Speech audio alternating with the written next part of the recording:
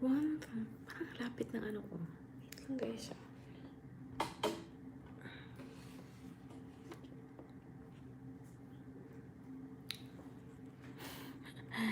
Ang dilim? Ang dilim ba? Ganon? Dapat ganon siya.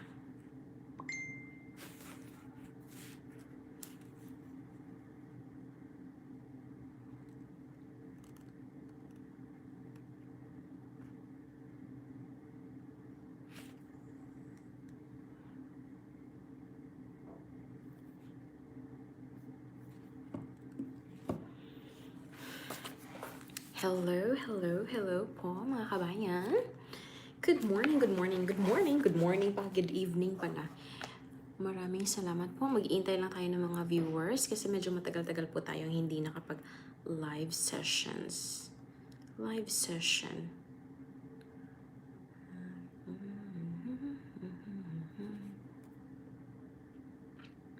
Parang ang laki ko tingnan, no?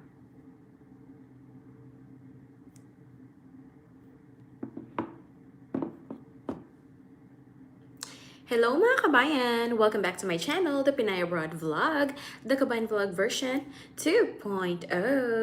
Perfect! And I'm your Inday vlogger ng Davao City na nandito pa rin po sa UAE at stranded po tayo sa UAE kasi hindi tayo makauwi. Ano ba yan? Ang daming mga pangyayari dahil dito sa coronavirus na ito. Nakakainis, di ba? Hindi tayo makapag-travel, hindi tayo makapunta sa mga gusto natin. Hindi natin nagagawa yung mga gusto natin. Charot. So guys, this is certain updates. That last Friday, supposedly, magla-live sessions ako. Pero, live streaming ako. Pero, medyo nagka-problema. Technical errors po siya. So, we have 3 viewers now. We're just waiting for other people. So, meron po tayong mga good news na i-announce for this live streaming. Actually, marami sanang good news. Pero alam mo yun, parang pabago-bago kasi ang mga balita nila dito. Pabago-bago ang mga updates. So, that's it. Medyo ano na lang, nabawasan ang good news. Imbes naging good news na yun, bad news na tuloy ulit. So, if you have any questions guys regarding ano ba yung mga travel restrictions sa ngayon, just DM me in my Instagram, Pinay Abroad Vlogs, and you can comment here as well dito sa live streaming na ito dahil we can answer that. We can entertain those questions. Okay. So, ano ba yung mga good news sa ngayon, guys? Actually, supposedly, may mga good news nga dapat sanang marami. Kaso, pabago-bago din po yung mga mga announcement nila. Kaya hindi na maraming good news. May good news pa rin naman po. Maganda na po ang estado ng dito sa ngayon. Kasi, one of the good news guys is that yung recently lang few days ago, nag-open na yung Dubai International Airport Terminal 1. So ano ba yung impact ng Dubai International Airport? Bakit siya good news guys? Nag-close yung Dubai International Airport guys last year, March, and nag-open na siya sa ngayon. Nag-open na siya like, kailan ba yun? June 24 or 25? Basta recently lang yung Terminal 1 nila. Yung Terminal 1 guys, it's very good news sa mga magta-travel papunta dito, yung mga international travels. Kasi yung Terminal 1, they mostly cater international foreign carriers. Yung mga international flight, mostly sa Terminal 1 yan, kinikater. Nung pauwi ako nung nagbakasyon ako in my 2 vacations guys, from here UAE to Philippines, yung mga yung mga terminal ko, mga terminals ko nga. Akin ba ang terminal? So yung flight namin is Terminal 1. So most of the international carrier is kinikater nga sa Terminal 1. So what is the impact of that? That means guys, more flights will be open. Yung mga restrictions unti-unti ng tinatanggal yung mga restrictions. Dito sa Dubai as well, dito sa UAE as well, they announced that nasa na sila. Last June 1st the last update is nasa almost nasa 80% na po sila ng vaccination campaign nila. So, this 80% is those people who are eligible for vaccination. So, 80% na guys.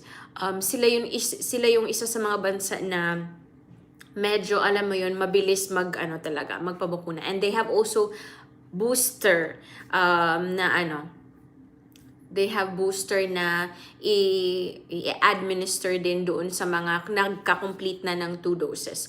So 80% na ng mga eligible population resident dito sa UAE is na-vaccinate na po, 80% na. And then yun nga, Terminal 1 is open sa Dubai International Airport. Terminal 1, which is the main caterer of international travels, foreign carriers. So that means guys, it's good news kasi mag-o-open na sila ng mga more flights. Sa ngayon nga, medyo may mga restrictions pa din. Like for us, hindi pa kami makauwi. Bawal pang umuwi, wala pang mga flights kasi nga, aside from repatriation, yun lang yung way na makakauwi ka. But for now, bawal pa yung wala pang flights from UAE to the Philippines. Kailan sana mag-open na siya talaga. So that is guys, Terminal 1 is open now from the 15th month suspension. Di ba imagine, more than a year nag-close sila and ngayon nag-open na sila. So that's a very good news guys kasi that means everything or unti-unti nang nagsa-start ang mag-open ang mga doors nila. And yan yung first good news. Second one is that yung mga dito guys, they also announced nga, yung second good news natin is 80% na ng mga eligible population dito sa UAE ang nabakunahan na po. 80%, imagine, di ba? Yung yung mga alam mo yun, mga ibang western countries medyo hindi pa sila hindi pa masyadong marami nung nabakunahan. But dito sa UAE guys, 80% na ang na-administer nila, ang na-cater nila, nabakunahan nila for those to those eligible citizens or residents here sa UAE. Also, yung mga public transportation na drivers nila, like bus drivers, completed na siya. They announced recently yung mga bus drivers nila, including taxi drivers. Ang bus drivers completed na, pero ang taxi drivers, I think nasa 80 to 90% na din yung nabakunahan nila. So, di ba, ang bilis nang magbakuna actually.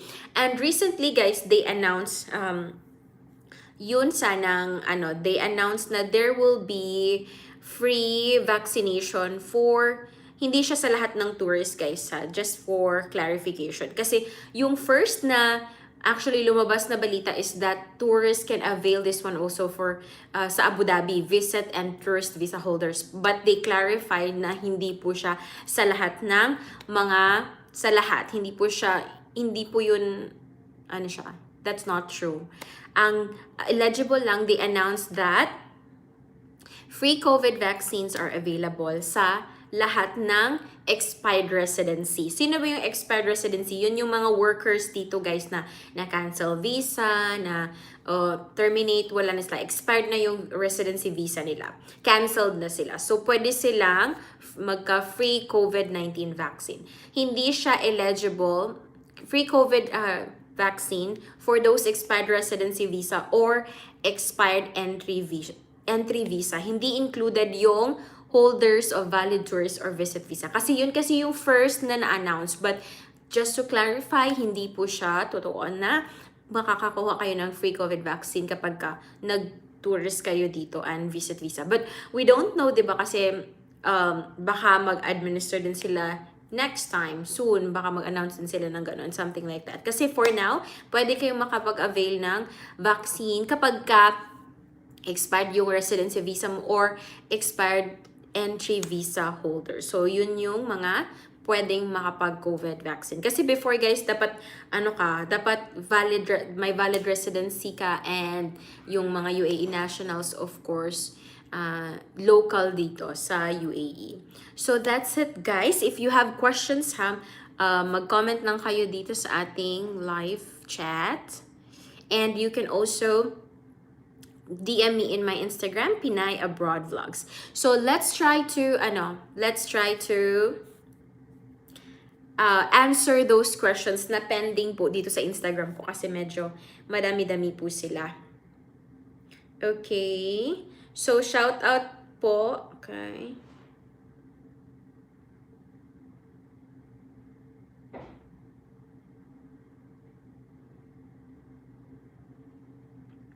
Oh, okay. So, I have another good news, guys. Kasi may nag-ano sa akin, isa sa mga subscribers ko din na naka-follow sa akin. Si Cromwell. Hey. Hi, Cromwell. Taga Davao po siya. So, si Cromwell he just recently arrived here in the UAE. Nasa Dubai siya sa ngayon. So, wala silang kamag-anak dito, guys. May kamag-anak sila. May pinsan siya, pero tatlo sila. Parang, inano nila na magtutour sila. But, nandito na siya. So, nakapasok siya. Yung provide niya is that yung mga documents daw ng mga cousin niya. So, ano ba yung mga documents that you have to provide kapag may kamag-anak kayo dito? So, yung Emirates ID, of course, copy ng Emirates ID, copy ng niya, visa page niya na makikita sa passport, copy ng COE niya if there is. Better na i-provide nyo yung sa kamag-anak nyo. Copy of contract if possible, and payslip. Yung mga payslip, guys, that's very important na mag-provide kayo if there is. And okay, we're waiting for Cromwell. Baka mampasa niya yung mga documents na provide niya. Kasi si Cromwell, may pinsan siya dito. Kasi 'di ba sabi ko, I have been mentioning this earlier na ngayon medyo strict sila sa pagpapalabas ng mga tourist dito, ng mga tourist sa Pilipinas. So, dapat may malapit na kapamilya kayo, like may mama kayo, nandito ang parent nyo, yung sister nyo, ano pa ba? Yung asawa nyo. So, yun yung mga medyo pinapalabas nila before. But, Cromwell, tatlo po sila. Cromwell, and he has cousin here. So, we're waiting for Cromwell na ibigay yung mga documents na pin-provide niya. Okay, we have question here. Sino pa ba to siya? Okay, wait lang. From Glenn. Sabi ni Glenn, tanong ko lang, okay lang ba? Hello, Glenn. Okay lang ba mag-work sa Dubai at the age of 30 na? Is it too late? Grabe naman yung too late, yung age of 30. Malapit na po ako sa age na yon. Hindi naman po. Actually, dito sa UAE, I don't think na sila, may age discrimination sila as long as capable po kayo. So, hindi po siya 30 is very young pa po. It's not very old naman. Grabe ka naman. Hindi ka naman masyadong matanda, Sir Glenn. So, you can still, may mga nag-work nga dito nasa 50s, 45, ganon. So, okay lang po yan siya. Hi, Miss Rose. Ask ko lang po ba, Burman season na po bang maraming hirings po dyan? Kasi, okay, it's actually a very good question from Rose. Hi ma'am, ask ko lang, Burman season po ba ang maraming hirings po dyan? Kasi kami po, December pa po ang punta namin dyan. Yes, that's actually true, Rose. I always recommend sa mga usually nagtatanong sa akin kung when medyo maganda magpunta dito. And I always recommend this one, guys, na bare months talaga maganda magpunta dito sa UAE. Kasi nga, pagka bare months, medyo malamig, at saka, alam mo yun, opening ng year, so maraming mga hiring sa mga ganun. And actually, Rose, this year actually what do you call that? Dubai Expo 2020. So 2020 supposedly siya pero yun na nga, dahil sa situation, naging Dubai Expo 2021 na siya. So magsa-start yung Dubai Expo 2020 this October until April or March, if I'm not mistaken. I think 6 months po siya. Oo. So, mga April or March po siya. So, that would be a good time for you to go here sa UAE. Kapag gusto nyong, alam mo yun, maghanap ng new opportunities, that's very good time for you to visit here. So, mga bare months talaga. So, mag-start kayo maybe October, November, December, January. Magandang magpunta dito, Rose. So, Makalat ng hair ko, no? Next is from... Thank you. Oh, thank you, Glenn. So, from Paper Cut. I'm 33 na and also planning to work in Dubai. Glad to know na walang discrimination sa age in UAE. Thank you so much. Actually, to be honest with you guys, wala talagang discrimination sa sa age dito. Pwede ka I think, 33, 35, mga 40, that's not very old to start a new career here sa UAE. Especially kapag marami na kayong experience, hindi naman na yun, it's not too old to start a new career here sa UAE. Wala pong ganun dito. Ano pa ba? Okay, wait. If you have question, guys, medyo marami tayong time ngayon. So, let's try to answer yung mga questions dito sa Instagram because maybe you have the same situation na na nila. Okay, tinanong na nila. Okay, so from Beverly, sabi ni Beverly, wait lang guys.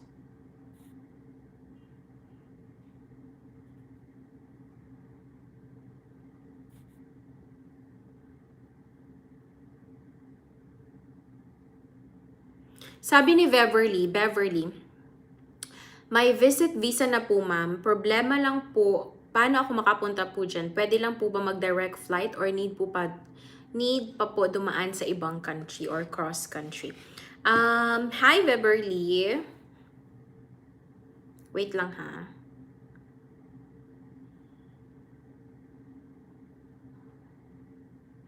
So sabi niya, visit visa, magbi-visit visa siya. Problema lang po paano makapunta dyan. Pwede po bang mag-direct flight or need pa po dumaan sa ibang country? Actually, guys, it's your choice. Kapag magda-direct flight kayo, guys, it would be better kapag may kayo dito, may kamag-anak kayo dito, may malapit kayong kamag-anak and may residency siya dito, nagtatrabaho siya dito, may ma-provide kayong documents niya. Just like Cromwell Ken Ibo. Nandito siya recently lang, bago lang siya nakapasok dito sa UAE and tourist visa sila, may pinsan siya dito sa UAE. Kaso nga lang po, I think they are 3, so grupo sila. Mas maganda kasi kapag nag-travel kayo in group, guys. Cause that means like, mas maprove nyo na magtuturist lang kayo dito, alam mo yun. So, mas maganda pagka ganun. So, pwede kayong mag-direct flight if in case you have relative here, guys. Kung magko-cross country kayo, sa ngayon kasi, actually yung cross country medyo maganda nga siya kasi, alam mo yun, hindi na sila masyadong mag-a-ask ng mga documents nyo. But the bad thing about cross country kasi sa ngayon, guys, it's not advisable kasi siya, pandemic, 'di ba? Pandemic. So, medyo mahirapan kayo kasi you have to consider pa yung yung mga rules ng country na yan, yung mga ipro-provide yung documents, magpi-PCR na naman kayo, something like that. So, kapag direct flight sa ngayon, pwede naman siya. Kasi, pwede naman as long as you have relatives here and mapro-provide nyo talaga yung documents na kinakailangan. Next is, okay, let's see.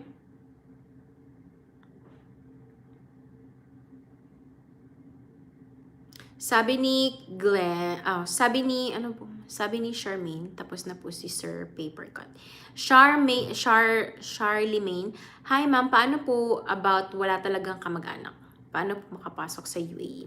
Kapag wala kayong kamag-anak, Miss Charlemagne, pwede naman pumasok dito as direct flight. But you have to make sure na, alam mo yun, mapo-provide mo talaga yung nila. Yung, alam mo, you can prove that you are capable of traveling without any relatives here. So, dapat may stable job kayo and you have to establish the fact that babalik pa talaga kayo sa Pilipinas. So, magkukuha kayo ng leave form, a certificate of employment, and you have to prove na capable kayo of traveling directly sa UAE. Ganun po siya, Miss Charlemagne. From Glenn, Sir Glenn, kung mga month of June, kaya Lods, di ba mainit mag-walk-in? Actually, Mr. Glenn, that's very hot sa time na yan ha, yung June, to be honest, medyo mainit yan siya. So, yung walk-in, medyo kung mag-walk-in kayo, medyo alanganin siya. And then, okay. Meron pa pong ano dito, questions. Madami po tayong questions. Wait lang po guys ha.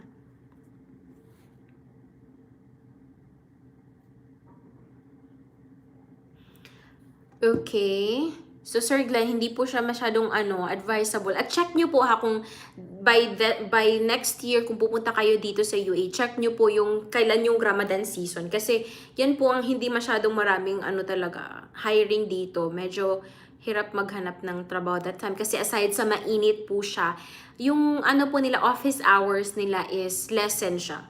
And of course, lessen yung office hours, alam mo yun, less din yung taong manpower na kinakailangan ng isang company. So it would be, for me it would not be a very good time. Pero depende pa rin po kung may naman kayo dito, kamag-anak, pwede naman po.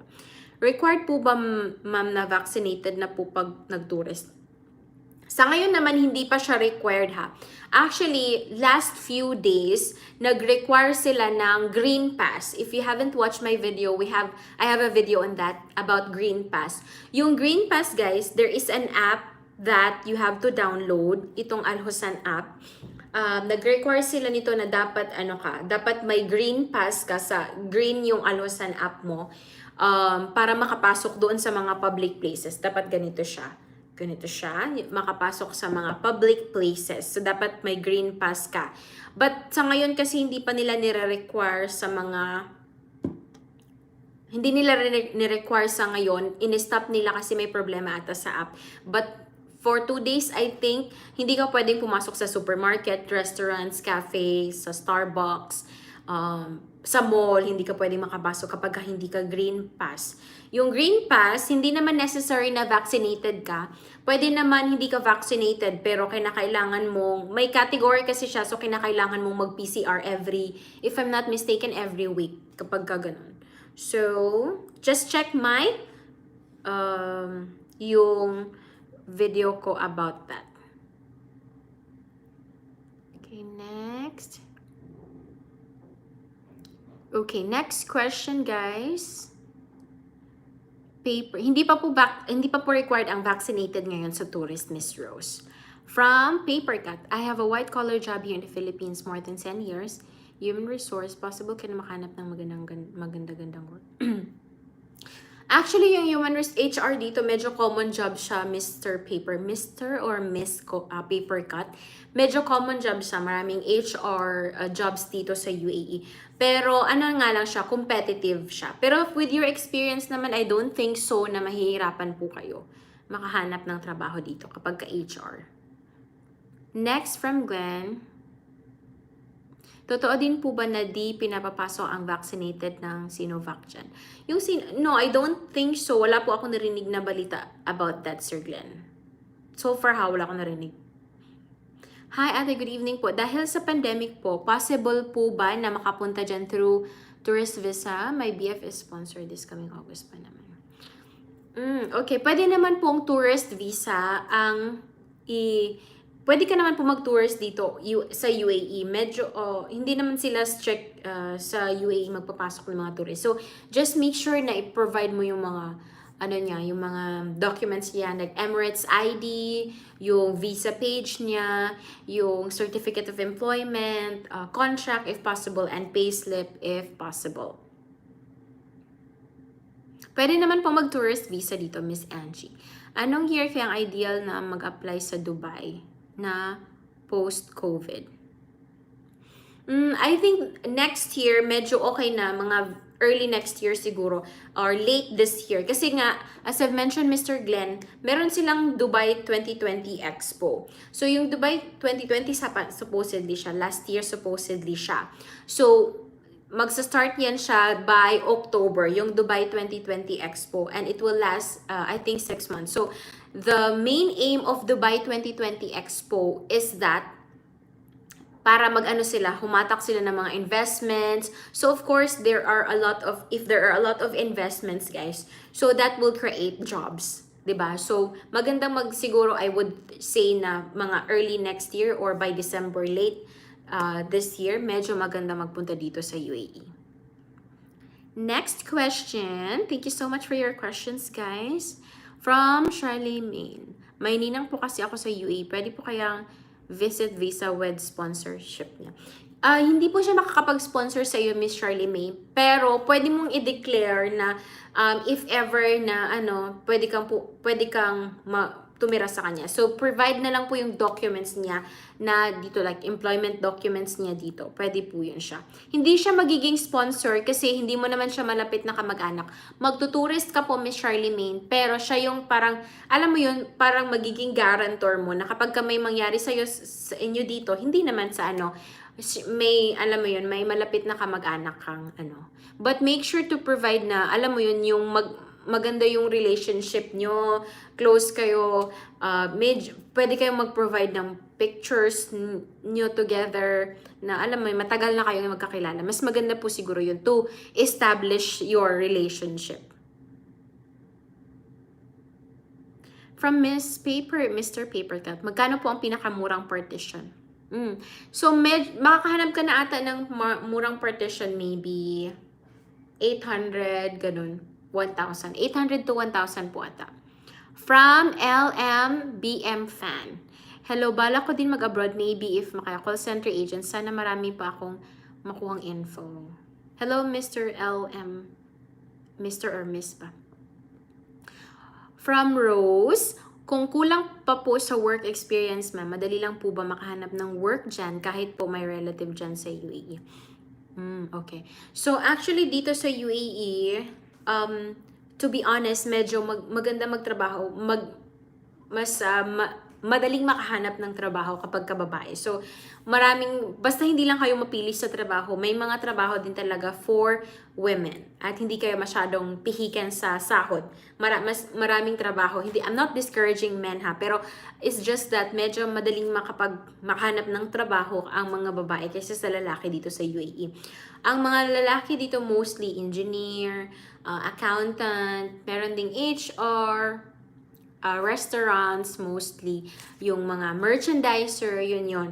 Pero competitive kasi ang market dito sa UAE, guys. So, you're not just competing with your fellow Filipinos, but you are also competing with other nationalities na may mga qualifications din na maganda. So, you have to be really competitive and ready for the battle. Ganun. Next is from Maris. Ask ko lang po anong requirements sa tourist visa. Kaming dalawa ng anak ko. Ang tatay niya po is foreigner na nandyan sa Dubai. Foreigner sa Dubai. Ano po siya? Foreigner dyan sa Dubai pero hindi po kami married. Okay.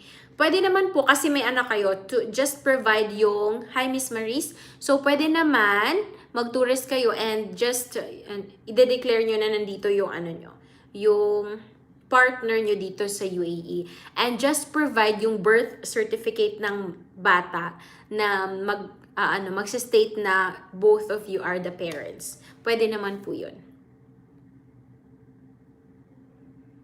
From Charlemagne, next question po. Paano po technique maka-apply sa UAE assuming na dyan na po kami? Is it online, walk-in, electronic? Okay. So, nag-ask si Miss Charlemagne kung ano yung mga techniques, ano ba yung mga ways to para mag-apply dito sa UAE. So, there are actually different ways, but very common yung walk-in at saka yung ang walk-in sa ngayon, guys, hindi na siya masyadong advisable actually kasi because of pandemic. Pero pwede pa rin namang mag-walk-in. But I think the best way is yung online application. Mostly talaga dito online application. May maraming job sites like Indeed.com, LinkedIn.com. So, makakahanap ka ng mga doon, ano yung mga qualifications, mag-apply ka doon, and then they will call you kung mai-invite ka for interview. So, Yun po yung mga ways. Pero pwede din dito guys, yung referral. So, pag may kakilala kayo, pwede silang magtanong kung may mga may mga hirings, ganun mostly. Pero very common dito guys, ang online application. Miss Charlene. Marami kasing job sites dito na pwede kayong mag-apply. From Mr. Glenn, out of topic lang po, may Iglesia ni Cristo din po ba na simbahan dyan? Hala, I'm not very familiar, Mr. Glenn. Ang alam ko lang may, po dito, Catholic churches, pero hindi ko sure kung may Iglesia ni Cristo ba na church dito sa UAE. Hindi ko sure yun po. Next is from Mr. Papercut. Sa pag-apply po ba na kailangan i-present yung mga documents like diploma or certificates of training? Yes, that's very important guys na may diploma kayo, yung TOR, attested siya guys. So dapat attested siya sa Pilipinas and then another attestation pa dito sa UAE. Pero hindi nila ma-attest dito sa UAE kapag hindi attested yung mga documents nyo sa Pilipinas. So, magpapa-attest muna kayo sa Pilipinas. Alam niyan ng yung mga school nyo, sabihin nyo lang na attestation for UAE employment. Ganon. So, kukuha kayo ng Hindi na siya kinakailangan mag-red ribbon. Basta attested na siya sa Pilipinas, pwede na po yung test. Ipapa-attest nyo na naman po yan siya dito sa UAE. Yung mga certificates of training, kapag yun yung highest nyo, ano ba yan? Yun yung highest degree na nakuha nyo, dapat siya, attested siya. Pero kung for example, may mga trainings kayo, tapos may graduate kayo ng bachelor's degree or master's degree, yung attest, pwede nyo siyang ipa-attest. At saka yung copy lang ng mga certificates, other certificates nyo like trainings, hindi na kinakailangan ipa-attest yun. The most important thing na dapat yung ipa-attest, guys, is yung mga yung diploma nyo at TOR. Miss Beverly, hi, clarify lang po, ang boyfriend or fiancé, for example, is not allowed na mag-sponsor. Pero pwede naman po na siya yung parang maging guarantor. Okay, pagkas visit visa kasi guys, may sponsorship yun siya. So, kukuha ng affidavit of support and guarantee. Pero hindi po pasok sa category na yun yung fiancé or boyfriend. So, you can get tourist visa. So, pag visit visa, pwedeng magpa-sponsor ng yung kapamilya na first and second degree of consanguinity and affinity. Yun lang yung makakapag-sponsor sa inyo pag visit visa. Kapag ka-tourist visa naman po, not necessarily na may kamag-anak na magsusponsor sa inyo, pero mag-a-ask pa rin po sila kung may kamag-anak kayo dito or you have someone here na alam mo yun, maaasahan in terms of kapag may kailangan kayong alam mo yun, may mangyari sa inyong masama, in case lang naman. So, ganun siya. So, parang, I would say na parang magiging guarantor mo siya. So, you still have to provide his documents here, employment documents, residency documents dito sa UAE. Kapag ka nag-tourist visa po kayo, kung saan po kayo kumuha ng tourist visa, bali sila po yung magiging sponsor nyo. Sila po yung mag-a-arrange ng mga ng documents nyo. So, sila po yung magiging sponsor nyo. Pero, hindi naman necessary na parang sila yung, hindi siya yung sponsorship na katulad ng visit visa. Sila lang yung magpa-process ng mga documents nyo. Next is from Papercut. Magkano po ang attestation Philippines and UAE? Sa Philippines, I'm not particularly sure kung magkano na. Pero yung sa dito po na attestation sa UAE, ano po siya? 250 dirhams. So that's around, magkano po ba? 250 dirhams. Wait lang ha. Per documents. Is dalawa yun siya. So dalawang Ang nagastos ko po ata is 550 times 13. So, mga nasa 7,000 pesos po yung attestation dito. So, mga nasa 500 dirhams, ganun. Medyo mahal yung dito eh. Pero sa Pilipinas, I think more than 1,000. From... Okay. About po sa CV, ma'am, hiningi po kasi ng tita yung CV ko. May gagawin daw po siya. Ask ko po ba kung ano po yung pwede niyang gawin doon, ma'am? CV? Okay. Baka hinahanap lang yung baka may ipapasok ka siguro niya sa trabaho, baka ganun. Maria, as again, required na po ba ang vaccinated papunta sa Dubai? Actually, for the moment, Maris, hindi pa po required na vaccinated kayo pag magtuturist kayo dito. Pag pupunta kayo dito sa UAE, hindi pa po siya required.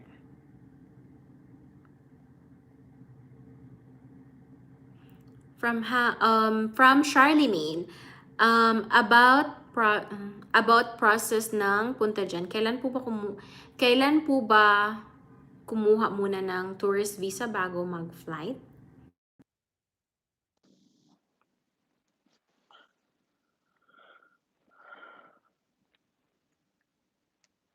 Tourist visa bago ang flight.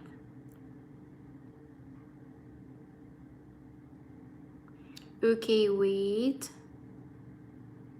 Kasi hindi kayo makakakuha ng tourist visa, makakapasok dito kapag wala kayong visa, guys. It's not visa upon arrival. You have to, Pwede na ba mag-apply if tourist visa? Yes, pwede naman po na ang tourist visa dito, Mr. Papercut. Kada page po ba ang documents, yung attestation, or per TOR? Ang sa akin kasi yung TOR and diploma, dalawang attestation yun siya. So yun na yun siya. 200. So I think nakagastos ako ng 200 dirhams at 500 dirhams. 550 dirhams. So that's around 7,000 pesos to 8,000 pesos. Yan yung attestation dito, ha. From Tina, hello. Hi ma'am, paano po yung a-applyan na work sa UAE is malayo po sa work na pinanggalingan sa Pinas? May chance po ba na makuha sa work or need pa rin ng experience? Actually, that's very strange. It's a good question actually. Dito sa UAE, guys, not necessary naman na kapag connected siya sa trabaho mo sa Pilipinas. Pwede kang ma-hire ng mga jobs na hindi connected sa trabaho mo sa Pilipinas. Like me, nag-apply ako as receptionist. So nakuha ko dun sa final interview as receptionist, guys. So it's not necessary na kapag ano yung trabaho mo sa Pilipinas, yan din yung trabaho mo dito sa UAE. Pwede kayong magkatrabaho ng iba, guys. From Charlemagne, saan po yung lugar ng attestation dyan sa UAE? Nawawala po yung mic nyo, ma'am. Hello, wait lang, ha. Wait lang. Okay. So, yung wait lang. Saan na ba tayo? Okay, Charlemagne, nagtatanong siya kung saan ba magpapa-attest dito sa UAE. So, ano yung tawag ng nila? Tashil. Malalaman mo din yan siya, sasabihin niya ng employer nyo. Tashil po kayo magpapa-attest ng documents niyo dito. Tashil ang tawag. T-A-S-H-E-E-L. Tashil po yung tawag nila. Sabi ni Papercut, babae po pala siya. Okay. Lalaki pala siya. Sino ba? Si Charlemagne pala ang lalaki. Papercut, pwede na po ba mag-apply ng work sa UAE kahit tourist visa lang po? Actually, pwede namang mag-apply dito ng work sa UAE kahit tourist visa. Ginagawa yan siya ng mostly ng mga tao dito. Pero hindi pwede ngayon is yung magda-direct hire sila from Philippines to UAE. Yun pa yung hindi pwede sa ngayon. Pero kapag nandito na kayo sa UAE at mag-a-apply kayo ng trabaho, pwede po. From Maybelline, paano po magpunta sa UAE pero I only have boyfriend na nandyan? Pwede po kayong mag-tourist visa dito sa UAE, Miss Maybelline. Tapos sasabihin nyo lang na may boyfriend naman kayo dito na pwedeng, alam mo yun, pwede nyong maging guarantor kapag alam mo yun, may masamang mangyayari sa'yo or you will be in a difficult situation. Kasi alam mo yung, sa ngayon guys, medyo nag-strict talaga sila kapag may kamag-anak kayo or may someone kayo dito sa UAE. Kasi nga, yung pandemic guys, marami silang napa-uwi, napa-repatriate sa Pilipinas na na-expire na yung tourist visa at walang kamag-anak dito na maggagastos ng mga expenses nila. So, yun yung napauwi sila ng Philippine government. So, syempre, gastos yun ng Philippine government, guys. So, yun yung mini-make sure nila na kapag in case na hindi kayo nahanap ng trabaho dito, hindi kayo, may kamag-anak kayo na maaasahan dito in case na there is something na mangyayari sa inyo. Okay, guys. So, that's the end of our live session. Next, ano ba? Sabi po ba ni Beverly, need po ba ng proof of relation yung mga guarantor if mag-tourist? Yes po. If you, like, for example, if i-declare niyo sila na, for example, pinsan nyo, of course, you have to establish kung bakit kayo naging pinsan. Yung mga birth certificate ng mga parents nyo, birth certificate nyo, you have to establish po yung relationship nyo. So, you have to provide those documents. Ang dami pang questions. Okay, let's... Sabi po ba... Okay. From Charlemagne. Ma'am, thank you po sa mga answers about sa pa-application sa tourist visa. Pag nakapasa na po ba doon, smooth na po. Okay, smooth na po. Wait lang. Smooth na po ba ang flight pa UAE? Actually, kapag may tourist visa kayo, guys, isa lang to sa mga requirements na makakapasok kayo. Hindi siya not necessarily na papapasukin agad-agad kayo or palulusitin agad kayo sa Philippine immigration. Of course, isa lang to sa mga requirements. You still have to provide other documents. Like, for example, if nag-work pa kayo, kailangan nyo i-provide yung mga certificate of employment nyo, payslip nyo, leave form nyo, or leave letter nyo.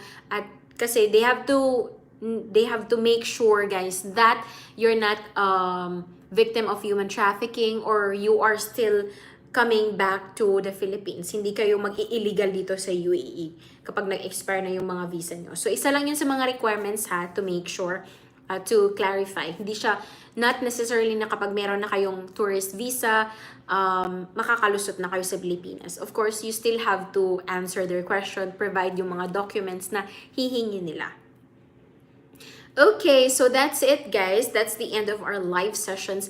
Next, kailan pa ba po ang next live sessions natin? By Wednesday, I will announce in my Instagram if we can do a live session next Wednesday, guys. Thank you so much sa mga 20 viewers natin. Ngayon is konti na lang. So, I think that's the end of our live sessions, guys. I hope na enlighten kayo.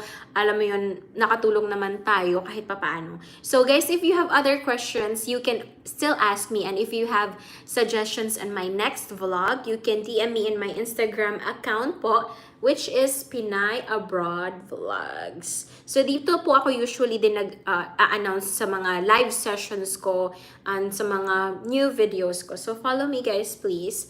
Pinay Abroad Vlogs, and you can also DM me here. Okay, thank you so much, guys, for watching, and see you next time. Bye!